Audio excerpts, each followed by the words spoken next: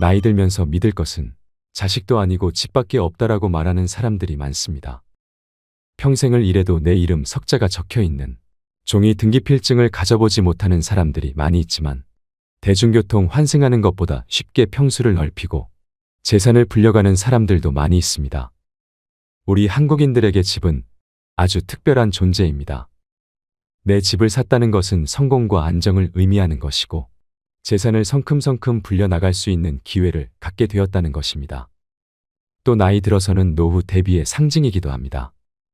하지만 고도 성장기를 빠져나와 저출산에 허덕이는 대한민국에서는 부동산 불패 신화가 계속 이어지지 않을 수도 있다는 전망이 속속 나오고 있습니다.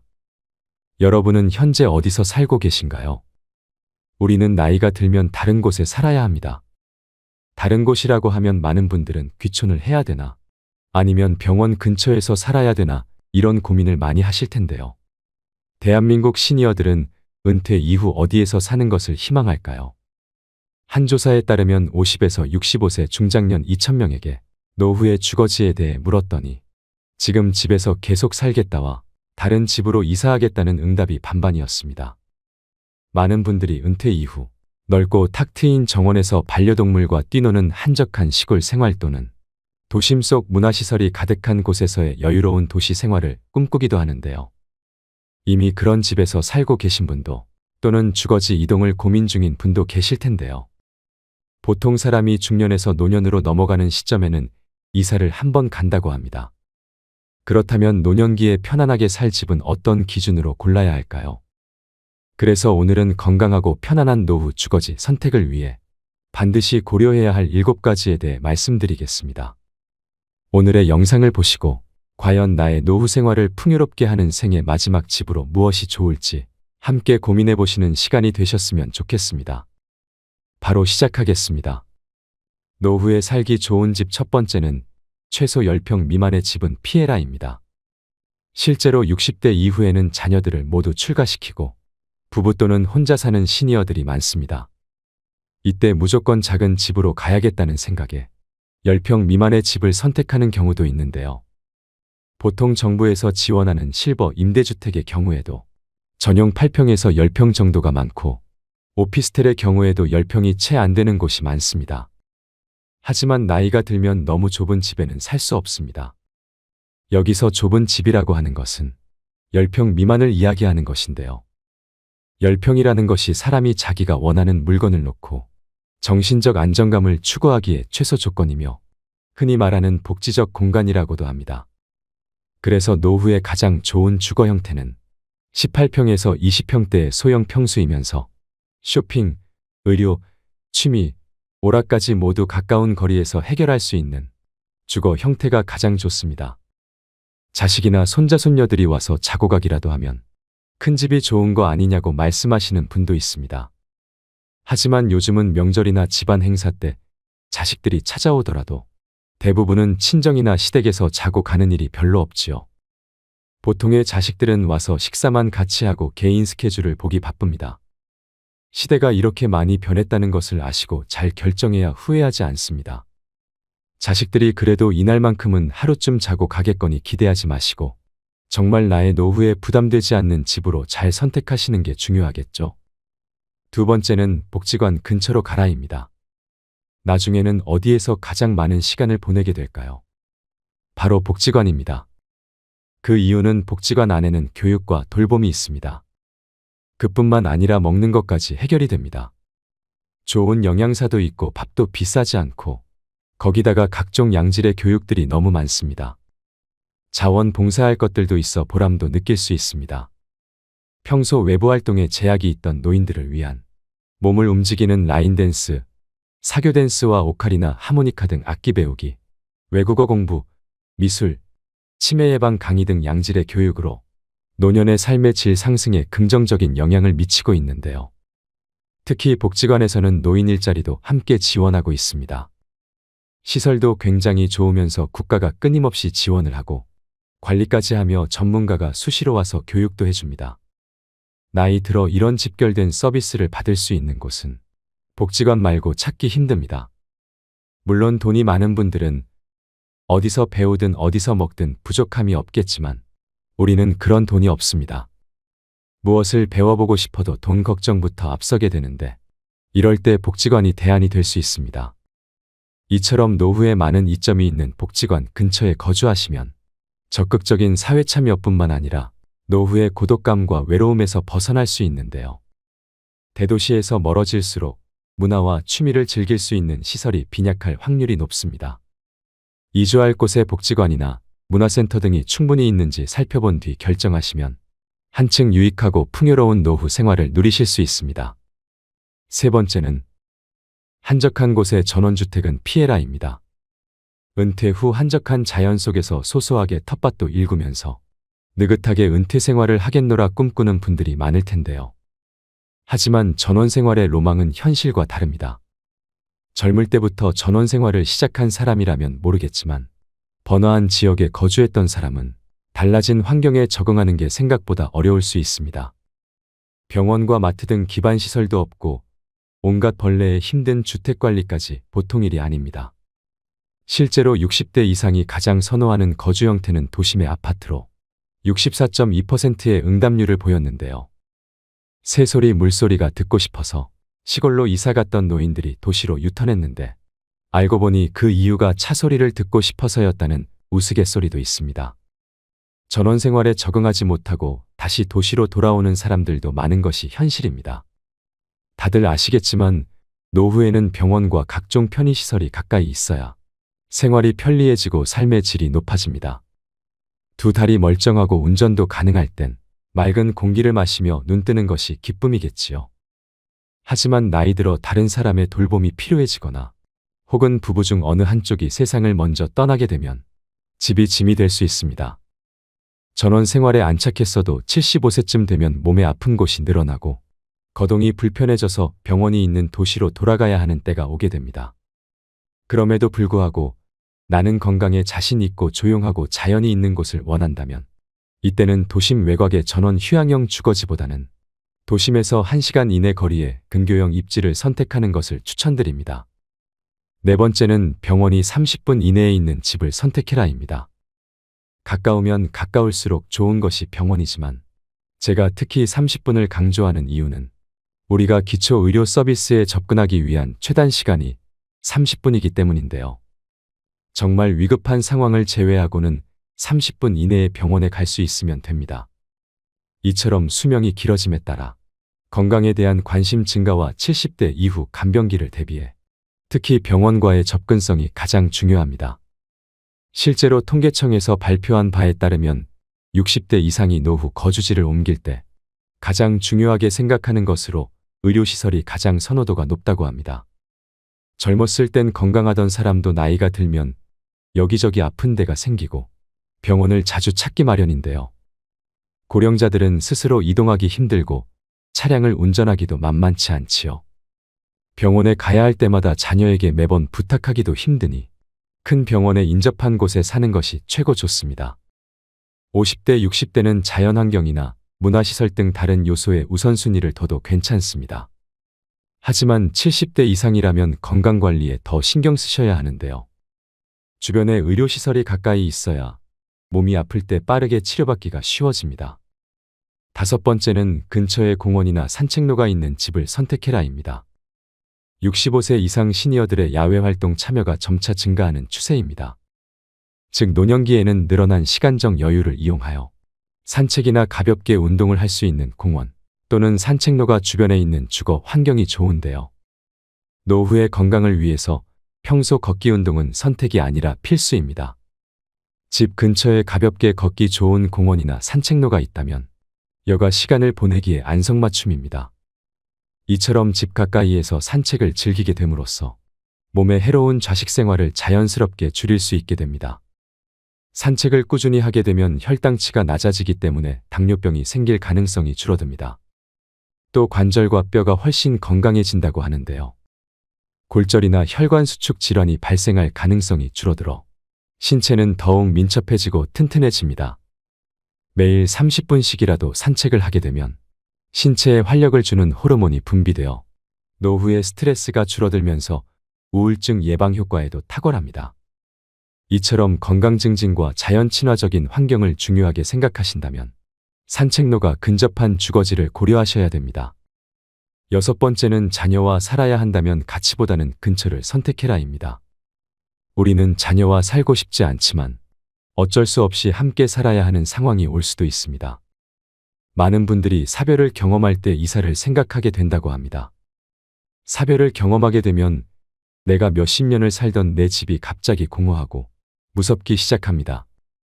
또 한 가지는 집이 관리하기에 너무 크고 어렵습니다. 그래서 그때 집을 좁혀가거나 아니면 자녀들이 가까이 있는 쪽으로 옮겨가시는 분들이 많이 계십니다. 이때 우리가 반드시 생각해야 할 것이 있습니다. 부모와 자녀가 함께 살면 주거비와 식비의 부담이 줄어들고 외로움은 어느 정도 해소될 수 있으나 사위나 며느리와의 관계에서 오는 새로운 관계 스트레스가 생길 수 있다는 것입니다. 따라서 자녀와 함께 살아야 한다면 함께 살기보다는 근처에서 사는 것이 가장 이상적입니다. 손주가 어렸을 때는 손주를 돌보는데 손을 보태거나 성장을 지켜보며 삶의 활력을 얻는 것도 좋습니다. 이렇게 자녀와는 적절한 거리를 유지하는 방법이 노후 생활에서 스트레스를 최대한 줄이면서 현명하게 지내는 방법입니다. 일곱 번째는 대중교통이 잘 갖춰져 있는지 봐라입니다. 어르신들은 나이가 들면 기동력이 떨어지는데요. 이동하는데 체력적, 정신적으로 부담이 덜 한 곳인지 교통 접근성을 고려해야 됩니다. 대중교통이 불편하면 생활 반경이 좁아지고 먼 거리 외출도 어렵게 되어 자칫하면 고립감마저 느낄 수 있습니다. 특히 병원에 갈 때 자녀와 매번 동행하기 힘들기 때문에 대중교통이 편한 곳에서 사셔야 됩니다.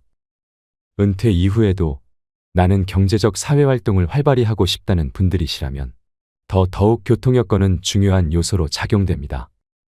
여기에 본인의 소비 성향도 체크하셔야 되는데요.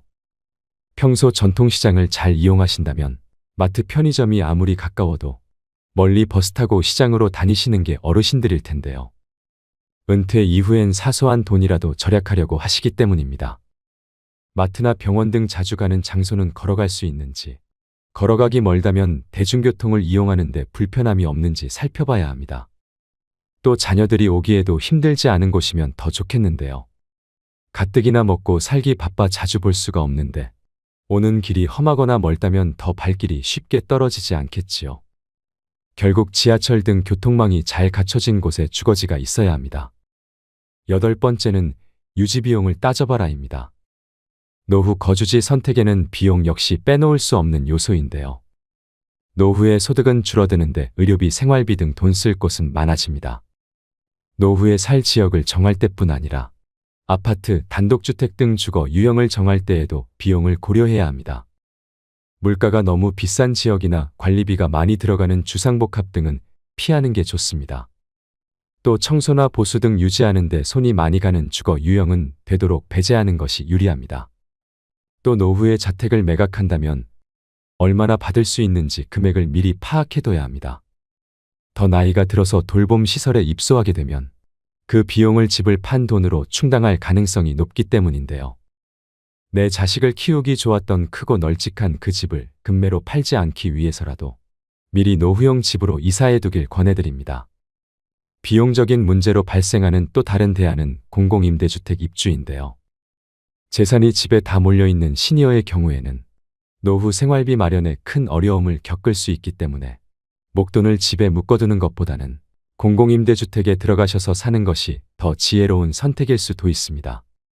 오늘은 현명한 노후 주거지 선택을 위한 조건 8가지에 대해 알려드렸습니다. 초고령 사회인 일본이 고독사로 골머리를 앓고 있지만 한 아파트 단지는 지난 12년 동안 고독사가 한 건도 발생하지 않아서 대안으로 주목받고 있습니다. 4천여 명이 거주하고 있는 이 조그만 아파트 단지에는 꽃꽂이, 서예 등 주민 스스로 만든 소모임이 180여 개에 이르고 그래서 이 아파트 단지에는 1년 내내 각종 행사가 끊이질 않습니다. 아파트 관리도 주민 스스로 맡아서 하는데 이는 거주하는 노년층의 수입이 되기도 합니다. 또 단지는 인적 네트워크를 촘촘히 구성해서 서로의 일상을 챙겨줍니다. 이 사례로 얻을 수 있는 교훈은 어쩌면 나이 들어서는 주변 사람들과 교류하며 서로를 챙겨줄 수 있는 곳에 살아야 한다는 것입니다. 덩그러니 한적한 전원주택은 더욱 신중해야 할 일입니다. 그럼에도 불구하고 한적한 전원 생활을 꼭 해보고 싶으시다면 전원주택을 짓거나 구매하지 마시고 월세 내며 먼저 살아보시기를 추천드립니다. 다른 노후 전문가들도 그렇게 얘기합니다. 땅이나 집에 큰 돈 묶이지 않은 채로 해보고 싶은 전원 생활을 해보다가 다시 도시 생활이 그립고 필요할 때 인프라가 갖춰진 도시로 돌아오시면 된다고 말이죠. 종합해보자면 가장 이상적인 노후에 주거지는 대중교통 이용이 가능하고 공기 등 주변 환경이 쾌적하며 24시간 의료진의 도움을 받을 수 있는 시스템을 갖춘 곳인데요. 하지만 말씀드린 부분은 참고사항일 뿐 은퇴 후 주거지를 결정하실 땐 꼭 본인의 우선순위가 무엇인지 충분히 고려해보시고 현명하게 선택하셔야 됩니다. 무엇보다 은퇴 이후의 주거지를 결정할 때는 이주의 목적을 명확히 하고 타인의 기준보다는 나를 기준으로 선택해 보셨으면 좋겠습니다. 오늘 자신의 우선순위는 무엇인지 생각해보는 시간과 함께 앞으로의 멋진 노년을 꾸려나가시길 바랍니다. 오늘도 노후의 지혜와 함께 해주셔서 감사드립니다. 황금빛으로 무르익어가는 여러분의 지혜로운 인생을 언제나 응원합니다.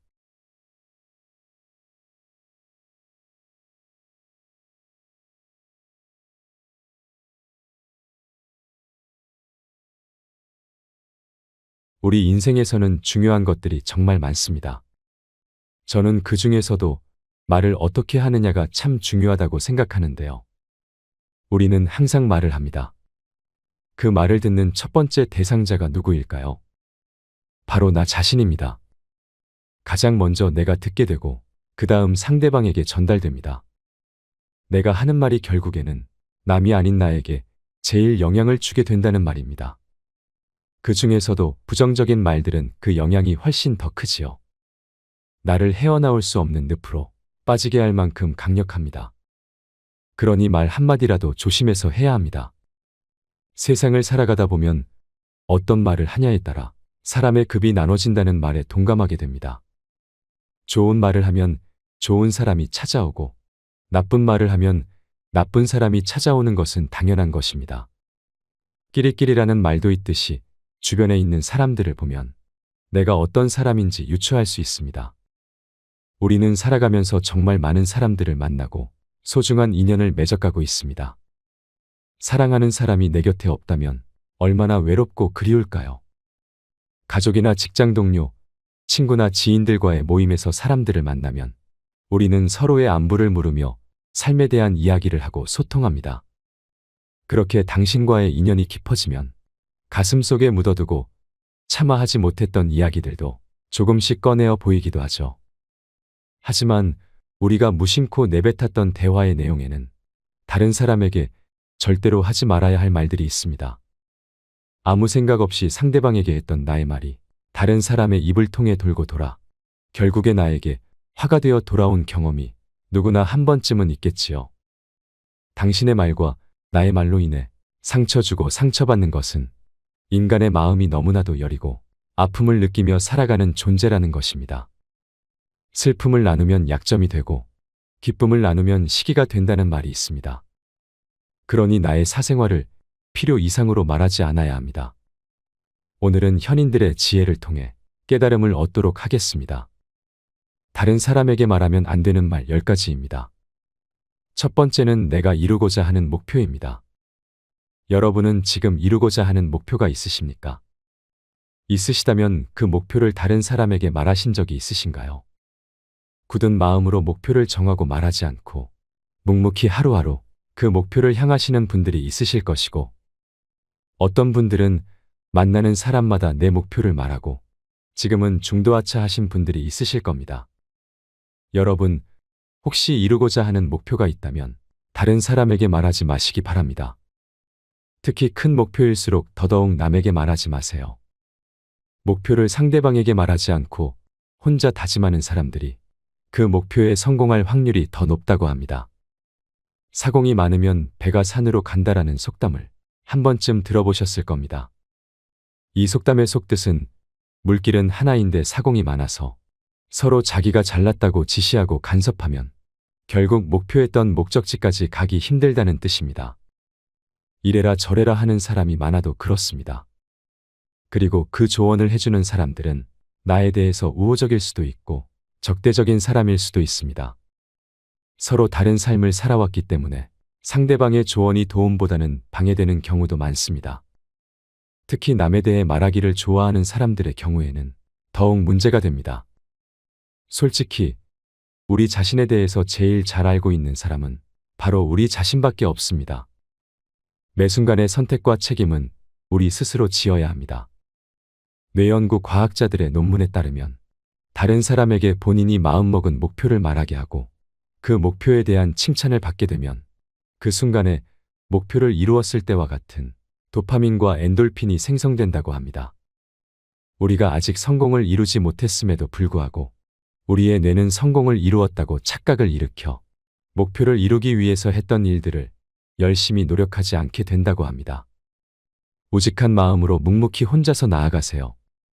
스스로의 판단을 신뢰하고 자신감 있게 일을 진행하세요. 만나는 사람마다 내 목표를 말하고 다닐 힘을 아껴서 목표를 이루는 데 쓰시길 바랍니다. 두 번째는 남들에게 절대로 생색내지 마세요. 오른손이 한 일을 왼손이 모르게 하라는 말이 있습니다. 그런데 입만 열면 자랑하고 생색내는 사람이 많습니다. 끊임없이 자랑하고 이해할 수 없는 말들을 포장해서 늘어놓는 사람과 같이 있으면 피곤하고 스트레스만 받습니다. 불교에서는 보시라는 단어가 있습니다. 이것의 사전적 의미는 은혜를 널리 베푼다는 것입니다. 내가 은혜를 널리 베풀면 그 복은 몇 배가 되어서 돌아온다고 합니다. 그 복을 내가 못 받으면 내 자손들에게 전해진다고 합니다. 하지만 여기에도 조건이 붙는다고 합니다. 맞습니다. 베풀고 나면 바로 그것을 잊으라는 것입니다. 그동안 나에게 매일 밥과 술을 얻어먹었던 친구가 내가 지갑을 놓고 오는 바람에 어쩔 수 없이 밥을 삽니다. 그래놓고 자기가 밥을 샀다며 그렇게 생색을 냅니다. 다른 사람에게 선행을 베풀고 그것에 대한 티를 팍팍 내는 사람이 있습니다. 선행을 한 기쁨은 내 마음으로 느끼는 것으로 충분합니다. 굳이 타인에게 밝히지 않아도 됩니다.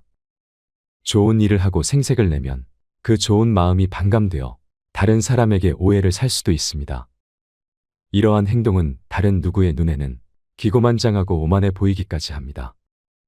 여러분, 우리가 아는 선행은 우리가 말하지 않고 정말 진실된 마음으로 베풀었을 때 그때 빛을 발합니다.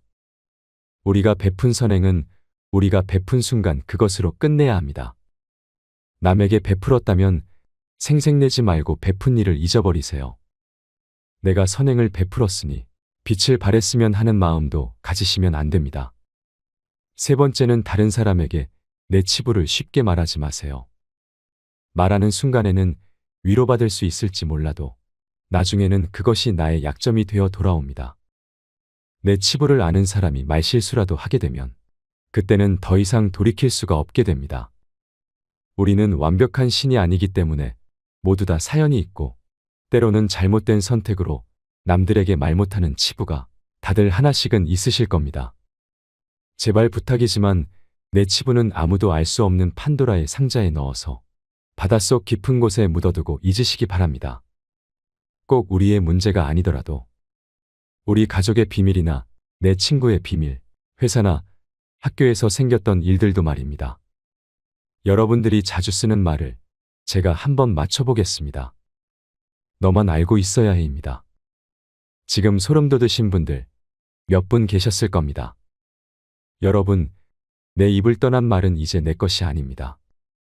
친구가 다른 친구에게 내 치부와 비밀을 말해버리면 그 친구와의 우정은 한순간에 깨지고 사이가 돌이킬 수 없을 정도로 나빠지게 됩니다. 내 것이 아닌 말을 친구가 다른 친구에게 말했다고 우리는 친구 탓만 하고 있습니다. 내 친구는 착합니다.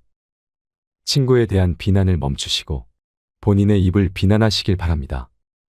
다른 사람에게 내 치부를 드러내기 전에 신중하게 생각하세요. 털어놓는 그 순간은 후련할지라도 반드시 후회하게 됩니다. 내 입을 떠난 내 치부에 대한 비밀은 사람의 입을 통해 전해지면서 살이 붙기 시작합니다. 내가 한번 내뱉은 말은 더 이상 비밀이 될 수 없음을 기억하세요. 그것을 꼭 기억하세요. 네 번째는 남들에게 돈 자랑을 하지 마세요. 돈이 있다고 다른 사람에게 이야기하는 순간 시기 질투의 대상이 되기 쉽습니다. 이것은 가족 사이에도 마찬가지입니다. 여러분은 돈이 얼마나 있으신가요? 부유한 사람도 있겠지만 누군가는 정말 하루하루를 힘들게 살아가고 있고 죽지 못해 사는 사람들도 있습니다.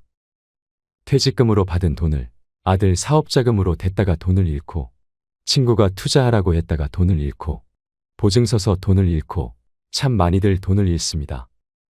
사람들 앞에서 괜히 돈 자랑을 했다가 돈을 빌려달라는 사람들이 생기고 곤란한 상황이 발생할 수도 있습니다. 돈이 많은 사람에게 돈을 빌리는 것을 쉽게 생각하는 사람들도 많습니다. 우리나라 사람들만큼 일확천금을 좋아하는 사람들도 없을 것입니다. 돈 자랑을 하려면 최소 내가 가지고 있는 돈 1%는 주변 사람에게 베푸세요. 그것도 아깝다고 생각하시면 돈 자랑은 하지 마시기 바랍니다. 다섯 번째는 나만의 철학을 남에게 강요하지 마세요. 우리는 각자의 신념과 자신만의 철학이 있습니다. 100명에게 물어보면 100명이 전부 다 다를 것입니다. 나의 철학이 아무리 좋다고 해도 다른 사람 눈에는 말도 안 되는 철학으로 느껴질 수도 있습니다. 나의 철학을 다른 사람에게 강요하거나 설득하지 마시기 바랍니다. 지금 이 이야기는 자녀를 가지고 있는 부모님들께 더욱 해당되는 말씀입니다. 아이들을 좋은 길로 인도해 줄 수는 있겠지만 강요는 하지 마시기 바랍니다. 중2 자녀를 겪어보신 분들은 아시겠지만 중2 때는 부모 말에 정확히 반대로 행동합니다. 특히 예민한 청소년기에는 소통을 자주 하고 이해하려고 노력하고 큰 사고 없이 잘 지켜봐주는 시기입니다. 제발 본인의 철학은 본인만 소신 있게 잘 지키며 살아가시길 바랍니다. 여섯 번째는 남들에게 내 가족의 비밀을 말하지 마세요. 우리 자신들도 사연이 많은데 부모, 형제, 자식들도 다 사연이 있고 비밀이 있습니다. 혹시 여러분들 중에 자녀들의 일기장이나 다이어리를 몰래 꺼내보시는 분들이 있으신가요? 그런 적이 있으셨다면 당장 멈추시기 바랍니다. 내 아이, 내 새끼지만 사생활을 지켜주는 게 서로의 정신건강에 좋습니다. 현명한 사람들은 아무리 가족이라고 하더라도 서로의 사생활과 자기만의 생각을 존중해주고 또한 다른 사람들과 절대로 공유하지 않습니다. 우리 아이의 일기장을 몰래 보고 그 애로사항을 먼저 이야기했더니 아이와 사이도 안 좋아지고 상황이 더 나빠졌습니다. 그렇게 시간이 흘러 또 일기장을 몰래 봐서 아이의 고민을 알게 되었지만 다시는 몰래 보지 않기로 해서 말도 못하겠고 나만 며칠째 끙끙 앓고 있습니다 하는 분이 많습니다. 이럴 때 필요한 속담이 있습니다. 모르는 게 약이다입니다. 아이들도 어느 정도 성장했기 때문에 본인들이 견디기 힘든 상황에 처하게 된다면 도움의 손을 내밀 것입니다. 부모 자식 간의 문제도 이렇게 힘들게 신경 써야 하고 힘이 드는데 이런 일을 다른 사람과 공유하는 건 나를 더 힘들게 하는 일입니다. 일곱 번째는 다른 사람의 비밀을 말하지 마세요. 여러분 중에서 다른 사람의 비밀을 알고 계신 분이 있으신가요? 알고 있다면 그 이야기는 내 마음속에 있는 판도라의 상자 안에 내 치부와 같이 넣어두시고 잊어버리시기 바랍니다. 이 비밀은 나를 믿는 친구가 답답한 마음에 나에게 털어놓았을 것입니다. 그 친구는 그 문제를 해결해 달라고 말하지 않았을 것입니다. 그냥 그 비슷한 상황을 이야기하는 것만으로도 어느 정도 마음의 평안을 찾았을 것입니다. 내 친구를 진정한 친구라고 생각한다면 제발 우리라도 그 비밀을 지켜주도록 노력해야 합니다. 간지러운 내 입 때문에 소중한 친구를 잃으면 너무 억울하지 않습니까? 내가 말한 친구의 약점이 소문이 난다고 생각해보면 절친과의 신뢰와 우정이 깨질 뿐만 아니라 친구는 배신당했다는 생각에 눈물로 밤잠을 설칠 것입니다. 여덟 번째는 남들에게 나의 아킬레스건을 털어놓지 마세요. 치부나 약한 부분, 약점을 이야기할 때 우리는 아킬레스건 또는 역린 또는 치명적인 약점이라고 부릅니다. 이렇게 나의 치명적인 약점을 다른 사람에게 말하는 것은 그 사람에게 우리의 삶을 담보 잡히는 것이나 마찬가지입니다. 불편한 진실이지만 우리의 고민과 아픈 상처, 괴로운 나의 상황을 내 주변에 있는 10명에게 이야기하면 앞에서는 함께 슬퍼하고 마음 아파해 주지만 8명은 뒤돌아서 나의 아픔을 가지고 본인의 행복을 쟁취한다고 합니다. 그 8명의 사람들이 착한 사람들임에도 불구하고 말입니다. 스스로 다른 사람의 놀림감이 되지 마시기 바랍니다. 힘든 일이 생겼으면 스스로 원인을 분석하고 독서를 하거나 명상을 하고 운동을 해서 체력을 키우고 스스로 해결하는 능력을 키워야 합니다. 우리가 약해 빠진 것처럼 보이지만 우리는 생각보다 강합니다.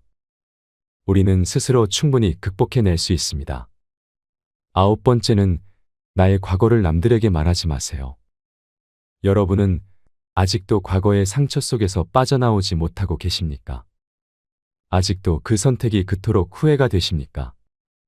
그 상처를 품에 안은 채로 후회를 했더니 마음이 어떠신가요? 마음이 조금 후련하신가요? 아니면 더 답답하고 힘드신가요? 아마 후자 쪽을 선택했을 것입니다. 그만큼 마음 아파하고 후회했으면 이제 그만 보내줄 때가 된 것 같습니다.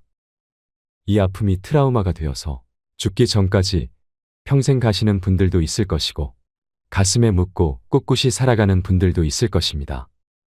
물론 과거의 경험을 토대로 행복한 미래를 위해 노력하고 앞으로 나아가는 것은 중요합니다.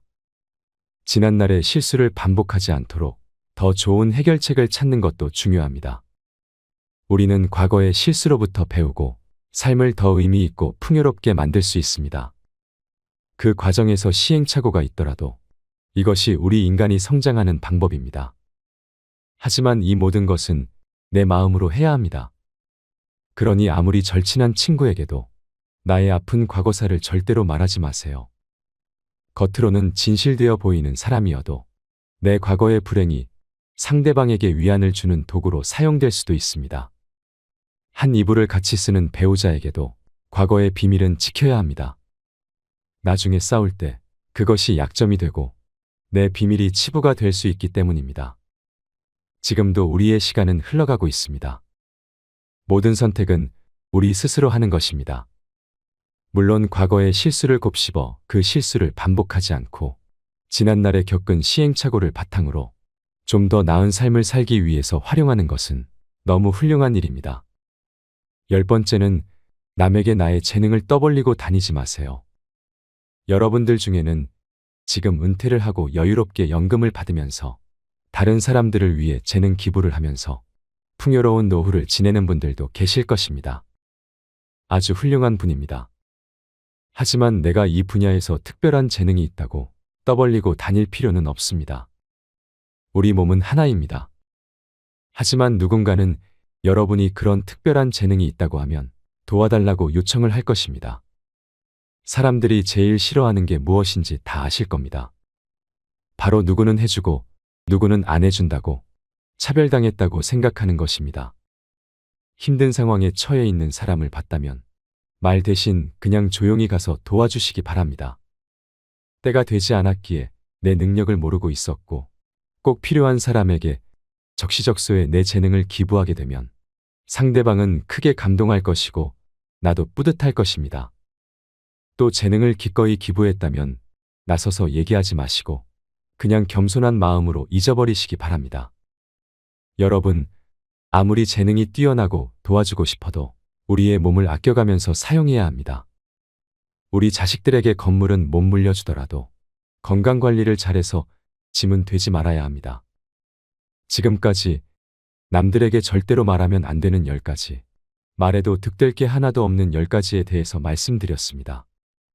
이것도 하지 말라, 저것도 하지 말라 했다고 해서 사람들과 인연을 끊고 살아가라는 의미가 아닙니다. 아무리 죽고 못 사는 사이라도 한치 앞을 알 수 없는 것이 우리의 인간사입니다. 나만의 원칙과 신념을 지키고 한계선을 정해놓고 남들이 넘어오지 못하게 막아야 할 것이며 우리 스스로에게 약속한 부분도 정확하게 규정해 그것을 꼭 지키셔서 정신적인 고통을 받지 마시기 바랍니다. 그리고 나에게 절대 하면 안 되는 3가지 말에 대해서도 얘기해보고 싶은데요. 첫 번째는 안 되면 어떡하지입니다. 무슨 일을 하기 전에 우리는 항상 걱정을 하지요. 걱정이 도를 넘어서 최악의 상황을 상상할 때도 있습니다. 그리고 사람은 이루었을 때보다 이루지 못했을 때를 더 떠올리는 경향이 있습니다. 걱정이 걱정을 남기는 상황이지요. 그럴 때는 차라리 안 될 수도 있다는 마음가짐이 편안합니다. 또는 그럴 수도 있지라고 생각해 주세요. 두 번째는 나는 왜 이럴까입니다. 가장 자기 비하적인 발언이라고 할 수 있는데요. 가령 자기 자신에게 약속을 했는데 그것을 못 지킬 수도 있습니다. 어떠한 이유나 사정들은 누구에게나 일어나는 일이니까요. 그런데 그것을 가지고 나는 왜 이럴까 하고 자책하는 순간 진짜 나는 왜 이럴까 하고 절망하게 됩니다. 그러니 나 자신과의 약속을 어기게 되더라도 아, 내가 약속을 못 지켰구나 하고 알아차리는 것으로 충분합니다. 정말 하고 싶은 일이라면, 이루어내고 싶은 일이라면 절망하지 말고 다시 시도하면 되는 일입니다. 실수했다고 해서, 실패했다고 해서 내 인생이 송두리째 날아가는 것은 아니니 말입니다. 세 번째는 나는 왜 이렇게 안 될까? 혹은 왜 이렇게 할 수 없을까입니다. 차라리 잘 안 됐어. 이번엔 틀렸어라고 말하는 것이 나을 때가 있습니다. 이런 말들은 흘러가는 말이기 때문이지요. 솔직하게 인정하는 말은 나에게 걱정에 걱정을 불러일으키는 말보다 부정의 성향이 덜하다고 할 수 있습니다. 나도 모르게 무의식적으로 나 자신을 부정적인 상태로 만드는 말을 한번 바꿔보세요. 아, 이럴 수도 있구나 하는 인정하는 말로 말입니다. 나부터가 그럴 수도 있고 저럴 수도 있고 이럴 수도 있다고 마음의 문을 열어놓는 것이 필요합니다. 우리는 행복해야 합니다. 사람은 행복하고 싶은 만큼 행복해질 수 있습니다. 나와 당신이 행복해지려면 말을 잘해야 합니다. 이상으로 책틀맨이었습니다. 지혜를 쌓는 당신의 오늘이 아름답습니다. 더 좋은 영상으로 찾아뵙겠습니다. 어느 게 더 고귀한가? 난폭한 운명의 돌팔매와 화살을 마음속에 맞는 건가? 아니면 무기를 들고 고난의 바다와 맞서다가 끝장을 보는 건가? 당신은 셰익스피어에 대해 얼마나 잘 알고 계신가요? 셰익스피어의 작품은 자신의 정체성을 찾고자 하는 이들을 위한 해답을 담은 보물 상자라고도 불린다고 하는데요. 그가 25년에 걸쳐 완성한 31,534개 단어로 구성된 37편의 작품들이 어떻게 인간의 모든 심리를 그토록 완벽하게 표현하고 있는지는 아직도 미스터리로 꼽힌다고 합니다. 오늘 소개해드릴 책은 셰익스피어 카운슬링입니다. 셰익스피어가 그린 그 위대한 이야기 속에서 찾은 통찰이 당신의 마음에 위안이 되길 바랍니다. 하는 일마다 족족 꼬인다면 일이 꼬인다는 표현 자체가 관점에 관한 문제라고 할 수 있습니다. 힘든 시기, 부당한 일련의 사고를 겪으면서 우리는 스스로 불행한 존재라고 생각합니다. 하지만 모든 것은 생각하기 나름입니다. 우리가 불행한 존재라고 느끼는 것은 자기중심적인 관점과 우리의 신념 때문입니다. 셰익스피어는 이 세상의 중심에 인간이 있다고 생각하지 않았습니다. 우리는 그저 각자가 맡은 역할을 소화하고 있을 뿐입니다. 이런 식으로 생각을 전환하면 일이 꼬이는 것 같다는 생각도 없어집니다. 아니, 일이 잘 안 풀리면 안 풀릴수록 다른 관점으로 상황을 바라보게 됩니다. 우리가 어떤 존재여야 하고 무엇을 이루어야 한다는 고정관념을 없애면 일이 꼬인다는 느낌을 받을 기준조차 없어지기 때문입니다.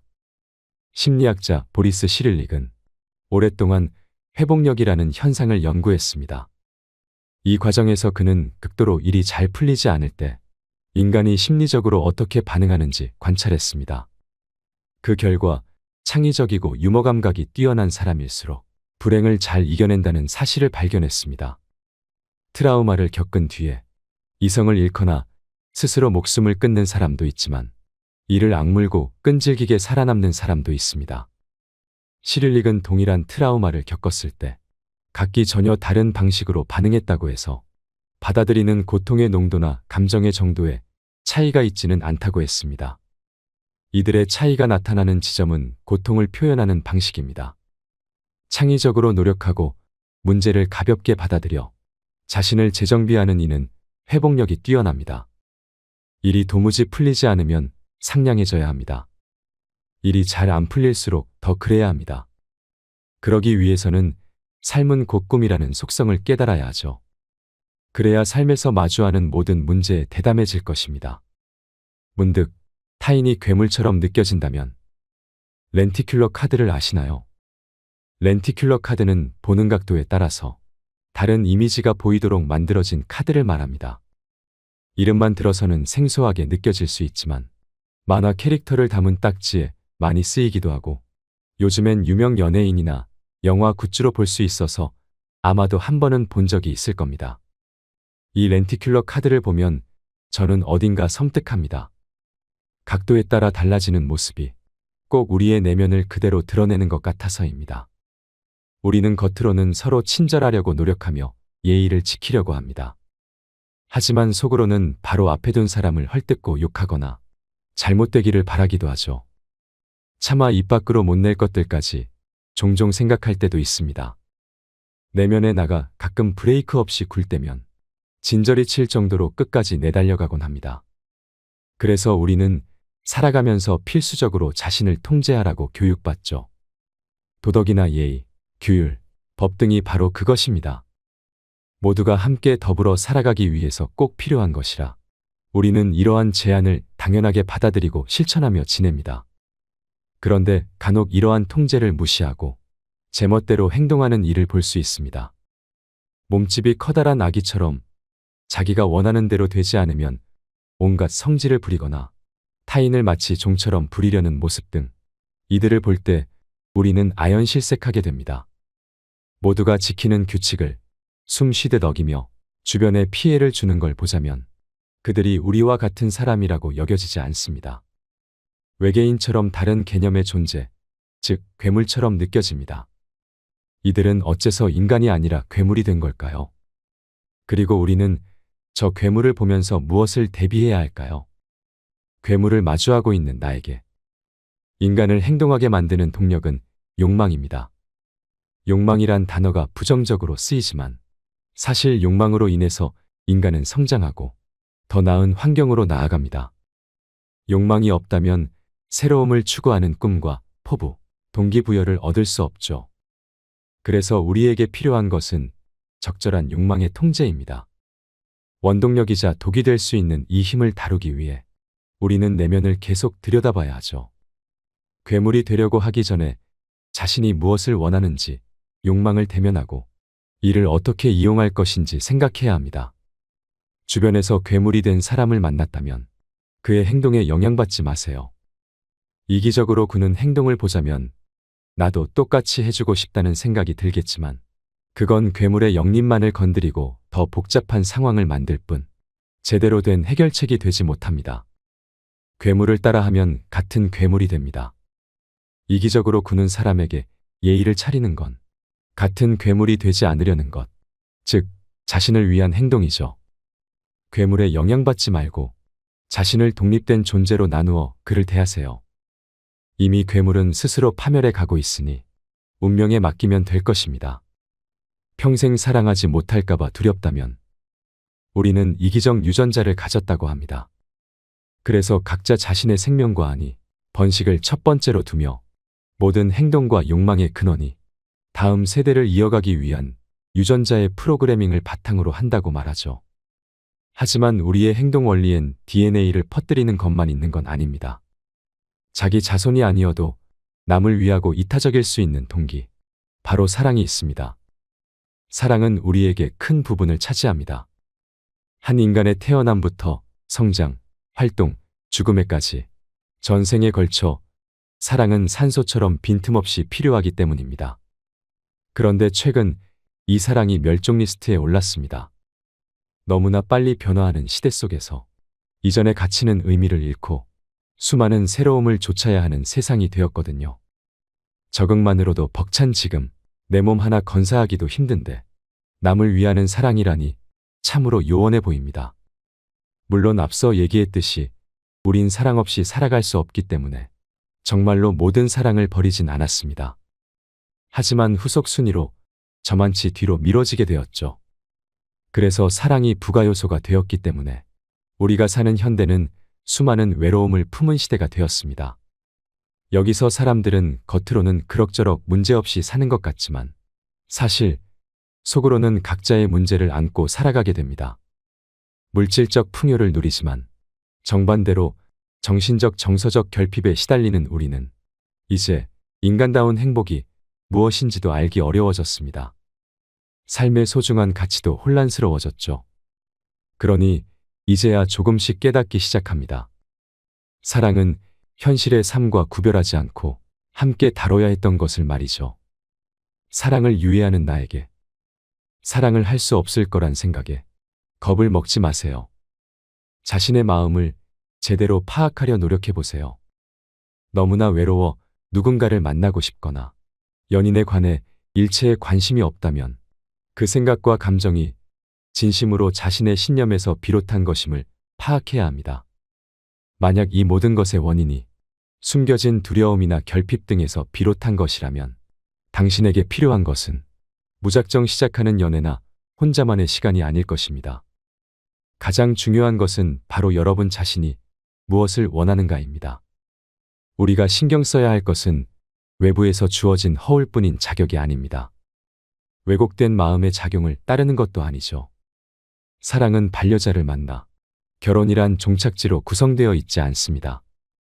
자신이 애타게 쫓을 목표를 찾거나 이를 달성하는 것도 사랑입니다. 우리가 각기 다른 얼굴과 성격을 가진 것처럼 사랑 역시도 수많은 모습을 띠고 있습니다. 그 다양한 사랑을 단 한 가지의 형태에 억지로 맞추려고 했다니 당연히 힘들만 하죠. 이제 이런 고민을 털어내고 자신을 만납시다. 사랑을 한다는 건 자신을 찾고 일을 소중히 하는 걸 말합니다. 내 옆에 있어야 할 것은 내가 진정으로 바라고 필요한 것이어야만 해요. 이것은 사회나 친구, 가족이 알려주지 않습니다. 오직 여러분 자신만이 알 수 있어요. 그러니 지금 이 순간 혼자라서 혹은 두리기 위한 고민 말고 자신을 돌봐주세요. 자신의 사랑을 온전히 이뤄낸다면 그때부터는 지금 하는 고민은 금방 잊힐 해프닝이 될 것입니다. 스스로 그 무엇도 해낼 수 없다고 생각된다면 우리는 수많은 선택을 하면서 살아갑니다. 때론 그냥 혹은 고심 끝에 내리는 이 선택들이 모여 탄생과 죽음이란 두 점을 잇는 인생이 되죠. 이 무수한 선택을 어디 한번 한데 모아서 반으로 갈라봅시다. 수박을 자르듯이 이 큰 덩어리를 반으로 가른다면 선택은 좋아하는 것과 싫어하는 것으로 나뉘게 될 겁니다. 자, 이렇게 나뉜 선택을 상상해 보세요. 둘의 양은 비슷한가요? 아니면 어느 한쪽이 더 많나요? 싫은 것은 쉽게 나열할 수 있지만 좋은 것은 고민하며 헤아리고 있진 않나요? 싫은 것이 더 많다고 해서 걱정하지 않아도 됩니다. 무엇을 좋아하게 되는 건 사실 어렵습니다. 직접 경험해 보기 전까진 자기 취향을 알 수 없고 좋아하는 것을 찾는다 해도 시간이 지나면 시들해지기 때문입니다. 그에 반해 싫어하는 것은 무척 쉽게 찾을 수 있습니다. 엄격한 자격이 필요 없고 그냥 마음에 들지 않아도 될 수 있기 때문입니다. 어쩌면 우리가 싫어하는 게 더 많은 세상 속에서 살아가는 원인이 싫음은 편하게 얻어지는 것이지만 좋음은 깊은 고민과 노력이 필요한 것이기 때문인지도 모르겠습니다. 우리는 쉽고 편한 것에 잘 기댑니다. 그래서 인생의 선택 역시도 따로 주의를 기울이지 않으면 쉽고 편한 것을 위한 방향으로 나아갑니다. 우리에게 삶을 이끌어갈 수 있는 힘과 용기가 있다면 힘들고 불편한 길을 선택할 수 있습니다. 고난 뒤에 올 자신의 성취를 그리며 당장의 어려움을 이겨낼 수 있기 때문입니다. 그러나 아무런 기력이 없을 때, 삶을 헤쳐갈 마지막 마음의 힘마저 없을 때, 우리는 이 모든 안 좋음을 근본적으로 해결하기보단 최대한 쉽게 처리할 수 있는 것을 선택하게 됩니다. 회피나 부정부터 이 모든 것의 원흉을 몰아갈 수 있는 선택지, 바로 자신을 싫어하는 것입니다. 자신을 싫어하기로 선택하면 우리가 겪는 거의 모든 문제에 탓을 할 수 있습니다. 이 선택은 현실을 급속히 쉽고 편해지게 합니다. 문제를 직면하거나 품을 들이지 않아도 되고 냉정한 원인과 결과를 생각하지 않아도 됩니다. 또한 자신에게 탓을 전가해도 나는 반박하지 않습니다. 오히려 순응하는 모습에 더욱 막다르고 싶은 마음이 들죠. 그래서 우리는 스스로를 비난하고 비하하는 것에 중독되어 갑니다. 남에게는 하지 않을 얘기를 자신에게는 아무렇지도 않게 하면서 우리는 알지 못하는 사이 수많은 상처를 남기는 것입니다. 우리는 상상이 현실이 되는 시대에서 살아가지만 그럼에도 힘들고 외로우며 고통에 빠지곤 합니다. 손가락만 움직여도 일상에 필요한 거의 모든 것을 할 수 있지만 정작 중요한 나의 내면은 채워주진 않습니다. 바삐 돌아가는 세상의 흐름도 따라가기 벅찬 지금 외면의 삶에만 집중한 나머지 내면을 위한 것에는 주의를 기울이지 않고 편한 것만을 찾고 있진 않은가요?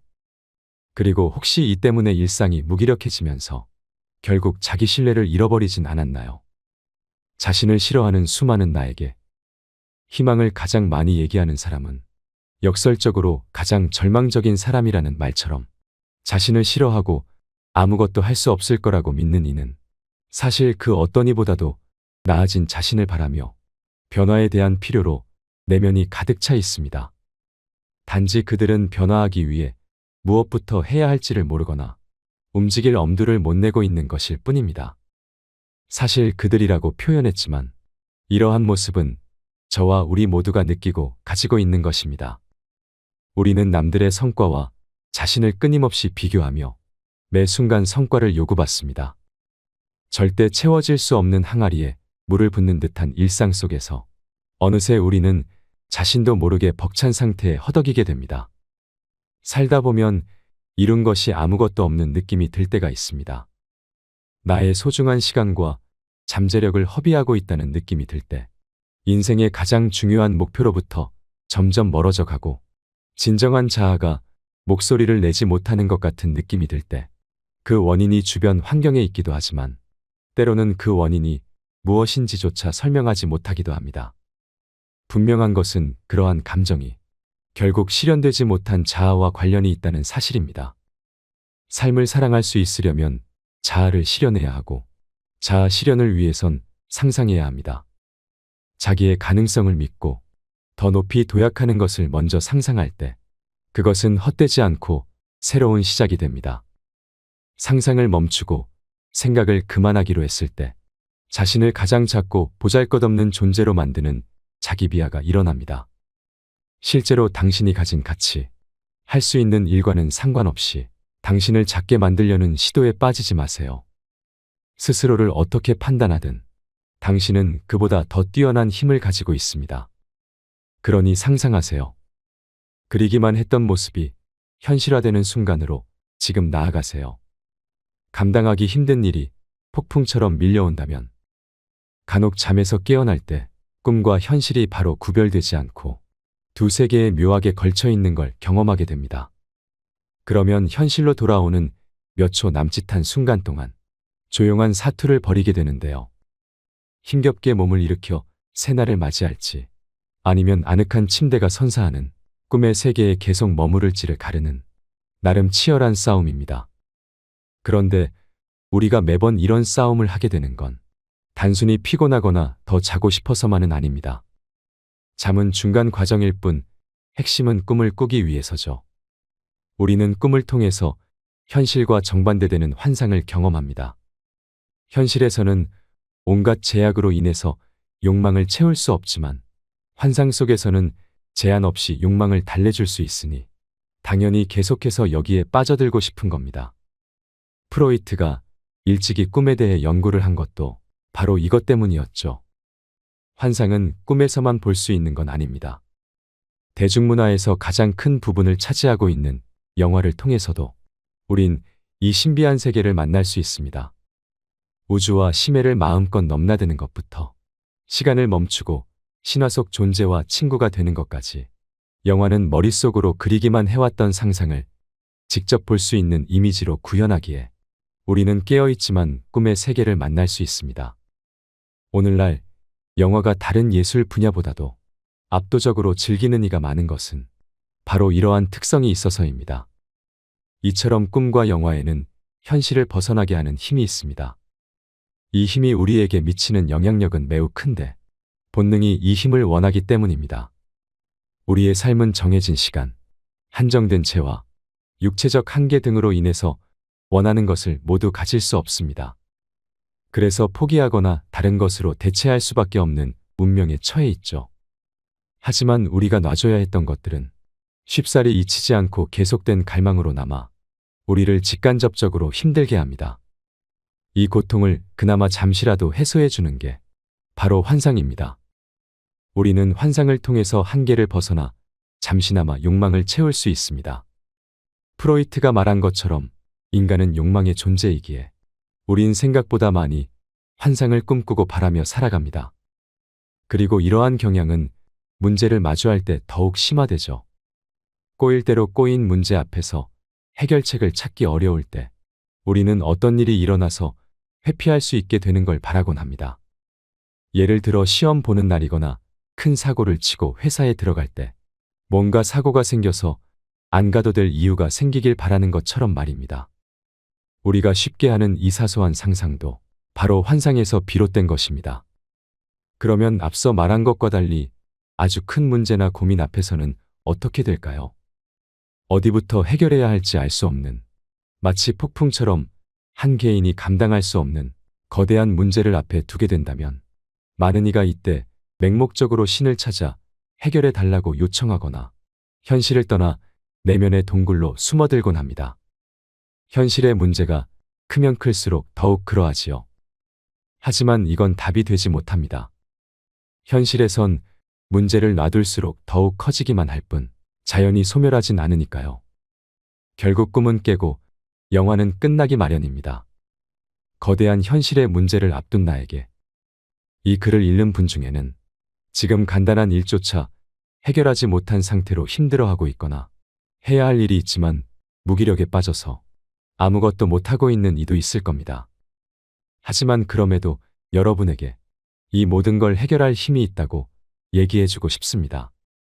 때로 현실은 감당할 수 없는 문제들을 안겨줍니다. 우리는 이것을 해결하려고 부단히 노력하지만 끝이 보이지 않는 버거움으로 마음을 다치고 의욕을 잃기 쉽죠. 근데 이 반응은 약해서가 아니라 누구나 다 경험하고 느끼는 당연한 일입니다. 달리면 숨이 차는 것처럼 힘든 순간, 피하고 싶은 순간은 살아가기에 당연히 느끼는 것입니다. 그런데 우리는 이 상태를 당연한 것이 아니라 약한 것으로 생각합니다. 자신을 객관적으로 보지 않고 스스로 폄하하는 것이죠. 자기를 낮게 평가하게 되면 그 순간 정말로 약해져서 모든 문제가 버거울 정도로 커지고 내면의 힘이 발현되지 못하게 됩니다. 그리고 결론적으로 문제 앞에서 아무것도 못하게 되지요. 지금 힘들어하고 있는 분들은 마법 같은 힘이 나타나서 모든 문제를 없애줬으면 하고 생각할지도 모르겠습니다. 하지만 모두를 행복하게 하는 정답은 자신에게 있다는 걸 잊지 마세요. 힘들어도 당당히 맞선다면 어느새 폭풍은 그칠 것입니다. 이별의 상처로 그 누구와도 만나고 싶지 않다면 오래전 우연히 빛바랜 신문을 본 적이 있습니다. 무심하게 창가에 방치되어 어찌나 오랫동안 햇빛을 받은 것인지 손을 댈 때마다 뽀얗게 먼지가 피어났습니다. 흩날리는 먼지 사이로 초로의 남성에 대한 인터뷰가 보였는데 대부분은 잊었지만 그의 이름과 남긴 말은 아직까지도 선명히 기억납니다. 신문 속 남자는 가브리엘 가르시아 마르케스. 노벨 문학상을 수상한 소설가로 기사에선 그가 남긴 명언인 인생은 우리를 매번 스스로 태어나게 만든다 라는 말이 적혀 있었습니다. 처음엔 어찌나 놀랐는지요. 저는 아직도 이 말이 우리의 인생을 적나라하게 보여주는 핵심이라고 생각합니다. 과거의 나와 현재의 나는 다른 존재입니다. 이 차이는 단순히 시간이 지남에 따라 성장하거나 늙는 것을 말하는 게 아닙니다. 우리는 경험을 통해 생각의 틀을 깨기도 하고 의도하지 않았던 우연한 기회로 인해서 전혀 예상하지 못했던 삶을 살기도 합니다. 이러한 변화는 기존의 삶을 그대로 잇는다고 볼 수 없습니다. 이때 삶은 과거와 작별하고 새로운 존재로서 다시 태어나는 것이니까요. 삶이 재탄생하는 것에 대해 혹시 잘 공감이 가지 않는다면 사랑을 한번 떠올려 보세요. 사랑할 때 여러분은 이전의 자신과 완전히 똑같은 모습을 하고 있나요? 알랭드 보통이 사랑을 화학 작용이라고 표현한 것처럼 사랑을 하는 이는 감정의 분해와 재구축을 거쳐 변하게 됩니다. 이 변화는 한 번 시작되면 끝날 때까지 멈추지 않고 변한 후에는 이전의 모습으로 다시 돌이킬 수 없죠. 우리는 이러한 사랑의 작용으로 자기만 아는 1인칭의 존재에서 남을 이해할 수 있는 복합적인 존재가 됩니다. 우리는 사랑을 할 때 자신을 넘어섭니다. 나보다 사랑하는 대상을 더 위하게 되고 그 또는 그녀를 위해 평소라면 하지 않는 행동도 할 수 있습니다. 사랑을 하면서 우린 자아의 벽을 허물고 상대방에게 내면을 허락합니다. 그리고 상대에 맞춰 내면을 변화시키죠. 이게 바로 사랑으로 재탄생하는 이유입니다. 사랑이라는 것은 새로움의 원동력이지만 안타깝게도 불변의 힘을 가진 것은 아닙니다. 사랑은 우리를 뜨겁게 달궜다가도 어느 순간 사라져 혼란스럽게 하니까요. 우리는 사랑이 사라지는 경험을 살면서 꽤 많이 합니다. 그리고 이때 우리는 큰 상처와 절망을 겪게 되죠. 사랑으로 인해서 내 존재는 변화하고 있는데 정작 그 변화를 만든 그와 그녀가 사라진다면 우리는 방향을 잃고 혼돈과 상실 속에 빠져버리게 되니까요. 사랑의 상처를 겪은 이들 중에는 이래서 사랑을 하지 않기로 마음먹기도 합니다. 그런데 사실 이러한 상처는 살면서 꼭 경험해야 합니다. 우리는 이 과정으로 인해서 가장 많이 성장하기 때문입니다. 사랑의 상처는 흉터로만 간직되지 않고 승화되어 우리에게 또 다른 자양분이 됩니다. 사랑 앞에 움츠려드는 나에게 사랑이라는 건 완성이 중요하지 않습니다. 그 사랑이 나에게 남기는 것, 그리고 그것으로 내가 어떤 모습이 될 것인지가 중요합니다. 이것을 깨달으면 더 이상 사랑의 상처가 두렵게 보이지 않을 겁니다. 사랑의 상처뿐만 아니라 우리가 겪는 모든 상처는 우리가 어떻게 대하는가에 따라 흉터가 될 수도 있고 승화되어 우리의 자양분이 될 수도 있습니다. 중요한 점은 우리가 상처받는 걸 두려워하지 말고 당당해지는 것입니다. 상처를 두려워하지 않을 때 우리는 그 상처를 자신의 뼈와 살로 소화할 수 있게 되고 보다 나은 존재가 될 것입니다. 인간은 사회적 존재이고 남과 엮이면서 성장하기에 상처를 언제까지나 회피할 순 없습니다. 영원히 밝은 낮은 없고 시간이 지나면 어두운 밤이 오는 것처럼 우리는 사랑의 밝은 면만을 원하지 말고 어두운 면도 포용하며 살아갈 수 있어야겠습니다. 삶에서 가장 어두운 터널을 지나고 있다면 삶이라는 건 때때로 너무나 가혹하게 몰아칩니다. 안 좋은 일은 한꺼번에 닥친다는 말처럼 우리가 정신 차리고 수습할 새도 없이 극단으로 밀어붙이죠. 이럴 때에 우리는 바람 앞에 갈대처럼 바깥의 작용에 수동적으로 흔들리게 됩니다.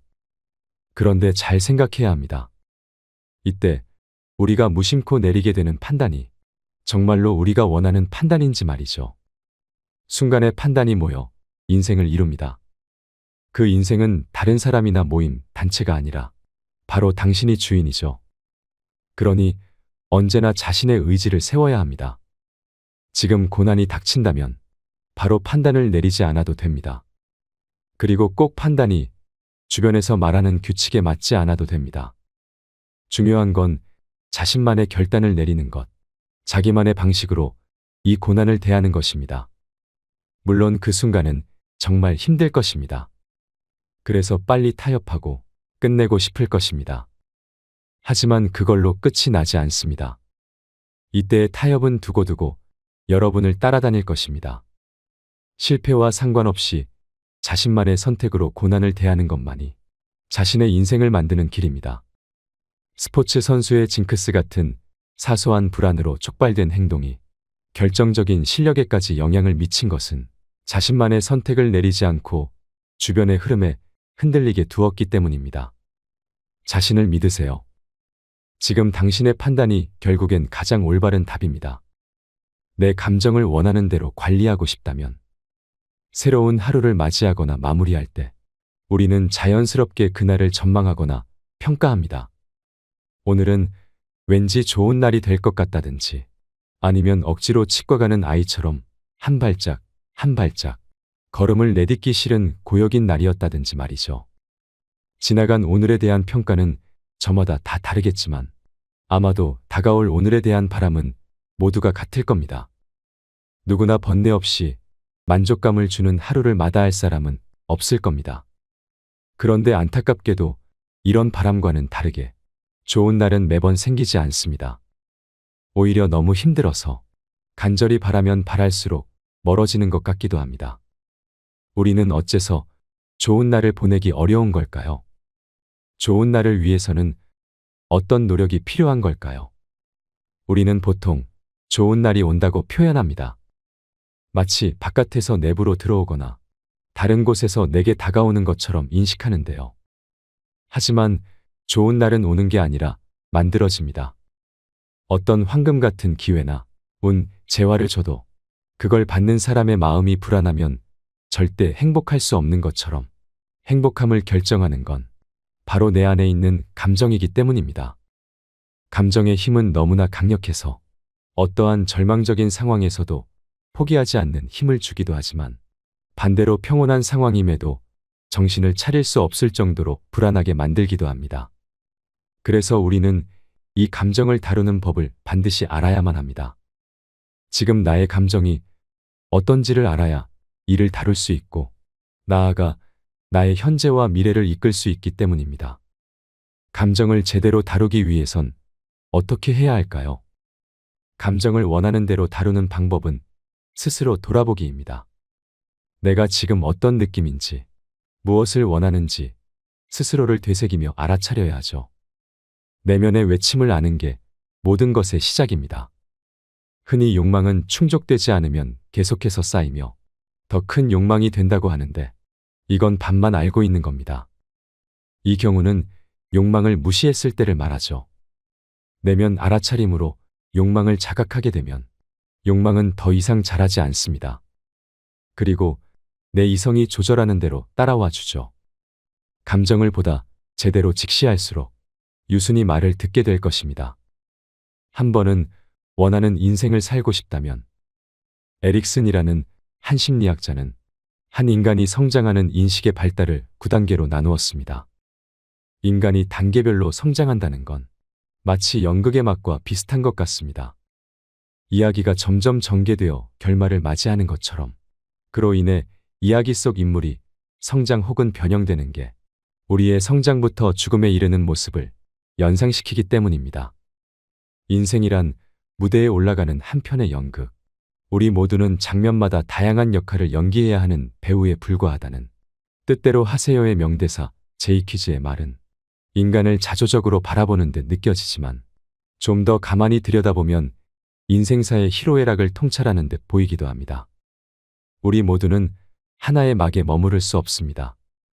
계속해서 다음 장면을 연기해야 하는 건 모든 인간의 숙명이기 때문이죠. 결국 우리는 아이로 태어나 죽음을 향해 나아갑니다.